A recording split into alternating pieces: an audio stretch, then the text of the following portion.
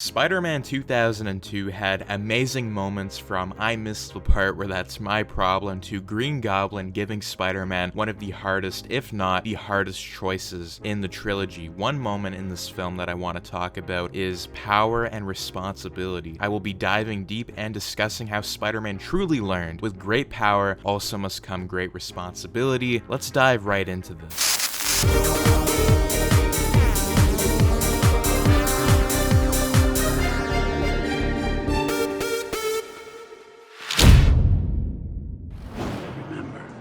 With great power comes great responsibility. Within the trilogy, we are given moments like after the fight with the bank robber, he learns he could have stopped him but he didn't, when the camera pans at him when he's sitting on the rooftop of the building rethinking what just happened to him, or even when he creates his second Spider-Man suit. He knows what he must do. With great power comes great responsibility. Remember that, Pete. Remember that.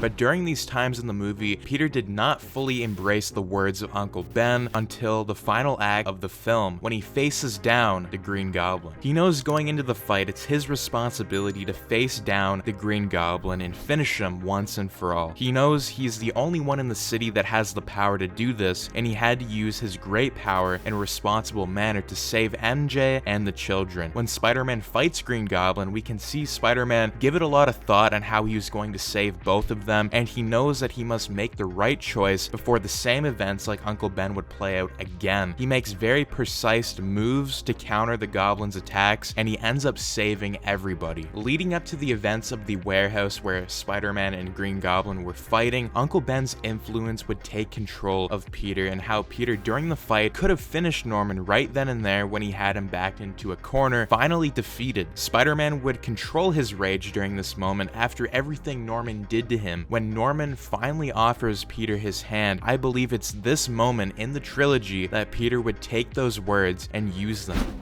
I've been like a father to you. Be a son to me now. I have a father.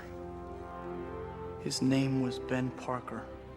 During this part of the scene, we can see that he finally realizes that Uncle Ben was right and how he used his power for the better after defeating Norman and not being seduced by him one final time. He was able to put everything else behind in this moment, like his identity, and this would create a lot of risk because Peter knows the consequences of what might happen after the defeat of Norman Osborn, but still decides to say no one final time to the Goblin, and after that, Norman would use the glider and all would be history. So when Peter learns power and responsibility, he knows what he can do with his abilities and how he can apply those abilities to villains like the Green Goblin. He becomes shocked after seeing the death of Norman Osborn and how he was able to defeat him, but he also knows that after everything he did, it was the right thing to do, and he made moves perfectly like how Uncle Ben would have wanted him to do it. From there on out, Peter would go by that code in the rest of the trilogy by declining MJ and keeping his identity a secret. I think Spider-Man 2 had some amazing scenes where Spider-Man struggles with this code because he wants a life of his own, but when the risks get too high for Peter, he is able to put his own life aside to save others because he knows it's his responsibility to do it, and that is why we're able to see him return as Spider-Man in the second movie when he realizes he has the power once again to save the city and fight Doc Ock. But in the first movie, it really captures Peter's reaction when it all hits him, when he knows what he must do, and just seeing that in the moment, it just looks like he's frozen in time, looking at what happened to him, Norman Osborn, in his current situation. I think this is a perfect moment for Peter in the trilogy when he finally learns with great power, there must also come great responsibility. Let me know what you guys think about when Peter finally learned power and responsibility, and if you guys did enjoy this type of video, do make sure to subscribe, like, share, and turn your notifications on so you and your friends are all up to date with the latest content. In the second video we're going to be talking about in the Spider-Man movies is we're going to be discussing how the Amazing Spider-Man failed as a hero, and we're going to be diving deep and talking about how that